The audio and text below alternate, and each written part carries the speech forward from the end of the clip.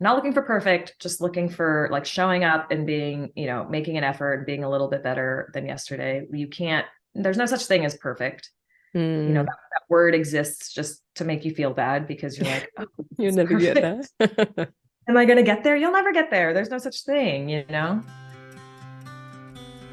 I'm Alana Bonnemann, naturopath and holistic nutritionist. This podcast is dedicated to reclaiming your health by harnessing yourself as your biggest asset. Get ready, because this is where we stand up for your body's ability to heal, go against outdated norms, and say yes to change. Creating true and lasting success, all from the inside out. Thank you so much for being here. This is the Health After 30 podcast, and let's get started. Hello friends, and welcome back to another episode of the Health After 30 podcast. Your host, Alana Bonnemann, here with you, and I want to thank you so much for being here. You could have been anywhere right now, but you're here, interested in your health and listening to this podcast. If you've been listening for a while, you know I have a special interest in helping mums regain a new wave of energy in motherhood. If this speaks to you, I would like to invite you to be a part of my inner circle and join my mailing list. This is where I share tips, updates, and unique opportunities. If you join today, you'll also get a copy of The Ultimate Guide to Snacks. This is a cookbook which I've put together, which is exclusively for snacks, because they truly are the hidden meal which will maximize your nutrition. And when it comes to your health, nutrition is the first place to start. I look forward to seeing more of you, but for now, this is enough of me, and let's get into today's episode.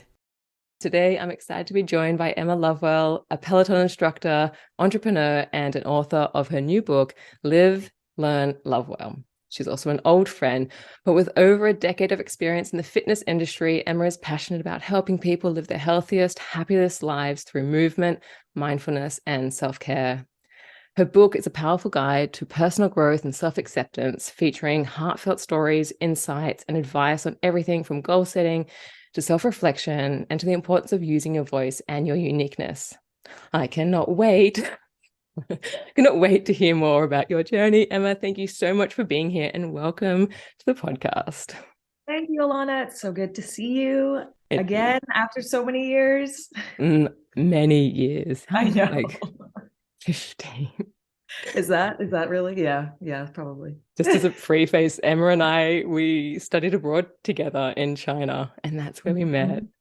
Oh, I yeah. briefly talk about it in the book. I didn't dive too deep into my time in Beijing, and but Alana was like one of my best friends when I was in Beijing, and like thank goodness for you because I was so lost, and you were a pro. You had already been there for a year or so, right? Mm.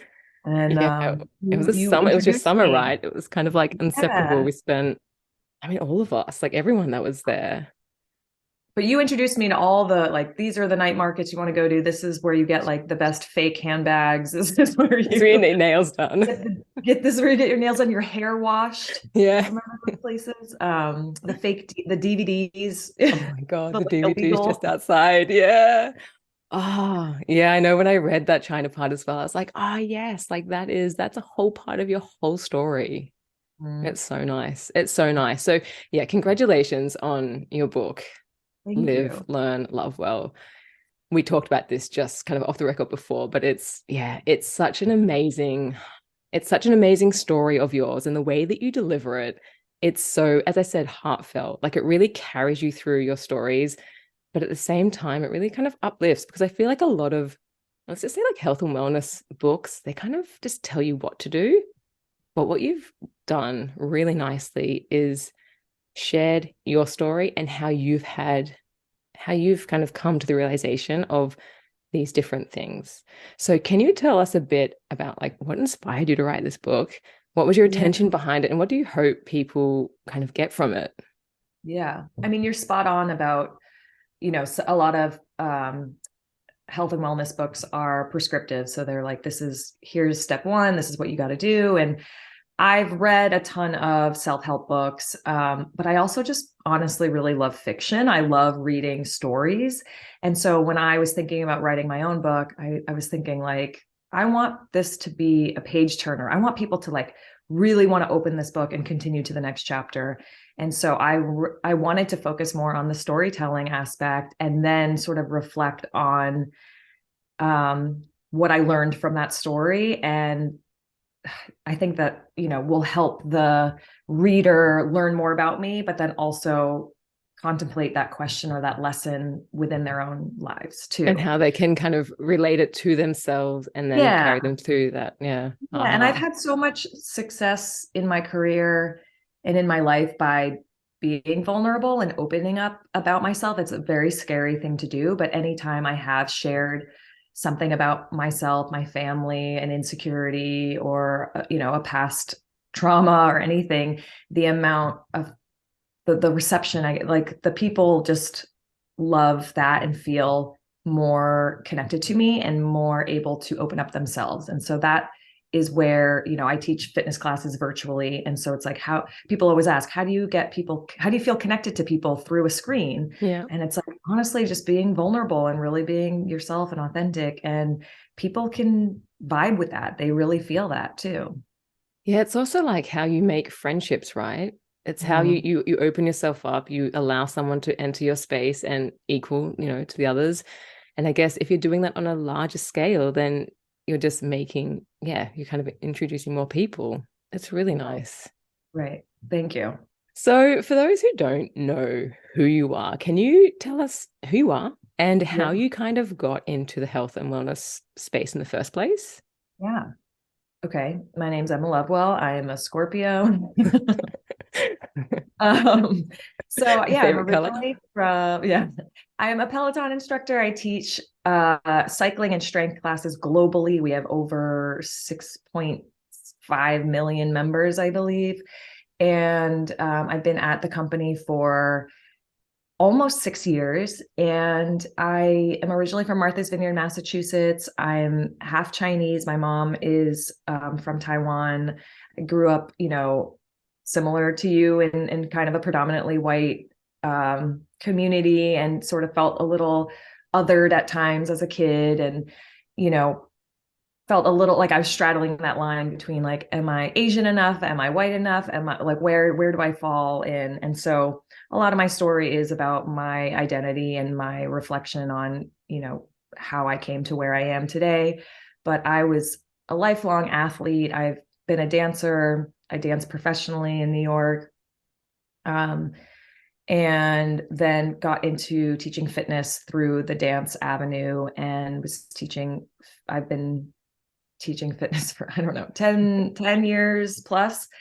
And Peloton was sort of this perfect, I took all my skills that I had of music, dance, performance, on-camera ability, and it created this perfect career for myself that I didn't even know existed until it fell into my lap in a way.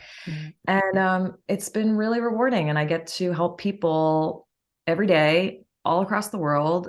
I hope that my goal is to inspire people, motivate people to just live happier and healthier lives. Motivation's an interesting one, isn't it?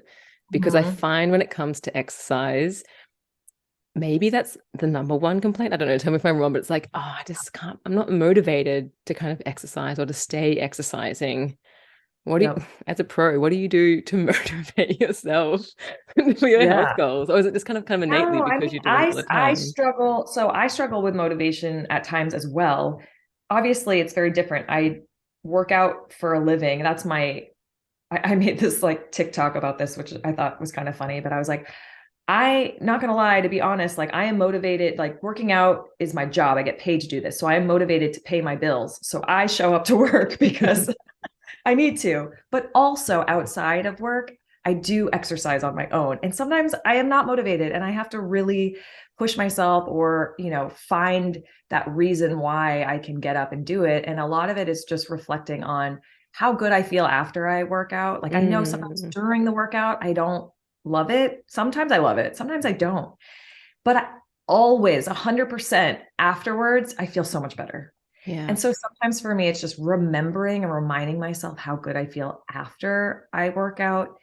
And then also just like if it's worth it to you, like what is worth it to you, right? Is it, um, being around for your kids when they, is it longevity of your life? Is it the way you look? Is it the way you fit into clothes? Is it the way you feel? Is it your mental health? Is it your, like, and if your reason isn't good enough, come up with another reason. Yeah.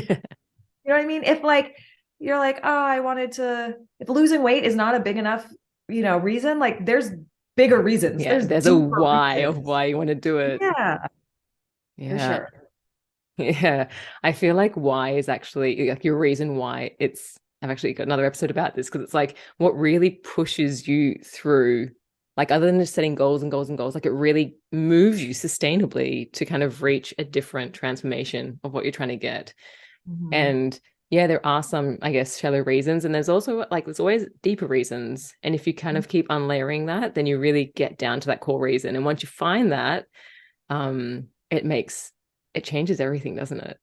But yeah, I Totally. also agree. The feeling that you get afterwards, like the elated feeling, it's like, oh, it's almost like golden in itself, isn't it? Oh, it's amazing. It carries me throughout my day. Mm. Also, in your book, you talked about, I think when you went to Texas. And for me, this was like, I had never really realized this, but you had just moved to Texas. Not trying to give any spoilers here, but you were like, oh, I am here. Things are out of shape. You kind of just arrived. And you're like, oh, like I'm a bit disoriented.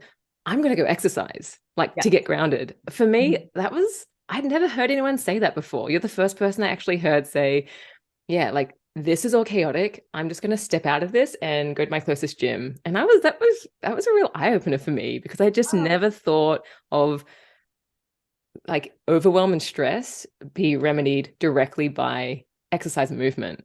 So yeah.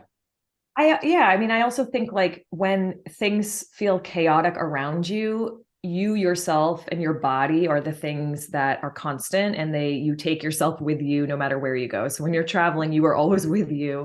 And if your outside conditions are, chaos, then how can you find some groundedness within yourself, So I think exercise for me really helps me do that because that's like the one thing I can kind of control in a way, even when Mm. there's a lot of exterior things that feel out of control. Yeah, there's a lot of focus that is required, I guess, when you're doing some sort of movement or exercise as well. There's breath, there's the ability to Yeah. not do anything else other than what you're Takes doing your as mind well. off of things too. You're just like really focused at the task at hand, Mm, lifting that weight or whatever you're doing, running that mile. And I think that it's like a type of meditation too for me. mm, And then when you're at the end of it, then you again have that feeling where then you're feeling Mhm. elated and then yeah, less chaotic. Yeah. So what would be a tip of yours for like people other than I guess like finding the why and that like chasing that feeling, but like what's yeah, like how can someone make it a priority, you know? Yeah. I think start really small. I think people, they want to sign up for some, big program or, something that like some people will just like sign up for a marathon. Listen, there's many ways you can do this, right? I can tell you what works for me. I am not somebody, if I just sign up for a marathon, I'll start running more. That won't work for me. If that works for you, great. You just But wait to for the day of the me, marathon and wing it. that's what would end up happening is like I would be like, whoops, didn't run. Now here I go. For me, I'm like a dip my toes in the water type of person. Like I need to ease into things. And so I've just found for me, it's like really finding something that I enjoy and make the commitment really easy and minimal. So like you're just trying to make things as easy for yourself as possible because I will totally take any excuse to be like, oh, sorry, couldn't do this. I had to wash the dishes. Like, I don't know, I'll just pick up anything. And so if I make it a really small commitment, if it's 5 minutes a day, if I just say, go out in my garden for 10 minutes a day or go for a walk around the street and back once a week. I don't know, like just create something Low that feels really maintenance. small, low Yeah. maintenance. Like, and honestly, that's why Peloton has had so much success is the bike is in your house. It's like it takes away so many of the barriers of going to the gym, of getting in your car, driving, getting your outfit, Yeah.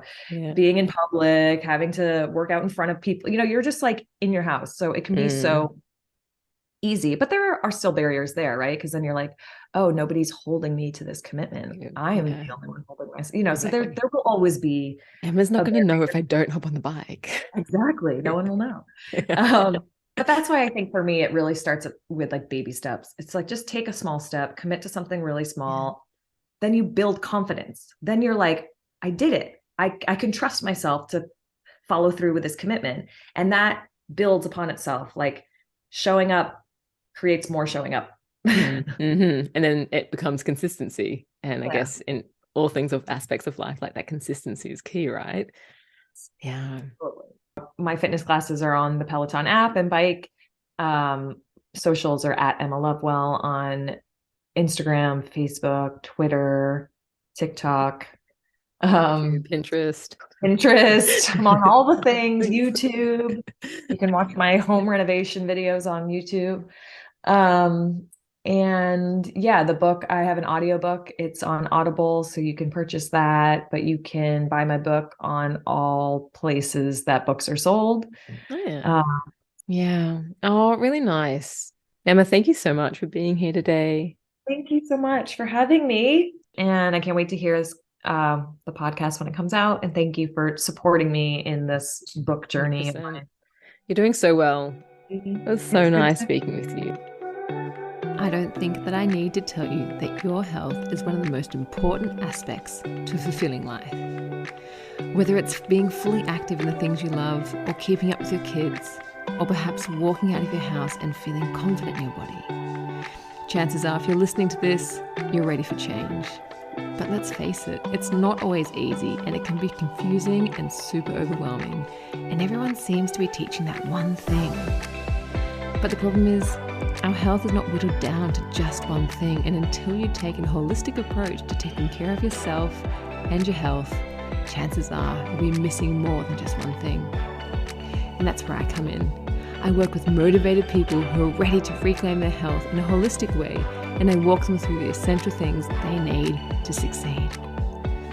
Whether you're just starting with your health journey or you're looking for the next step, you are going to see how to do things differently. To step into the role you need to reclaim your health, head over to alanabonnemann.com. Thank you so much for listening. Be well, and I'll catch you next time.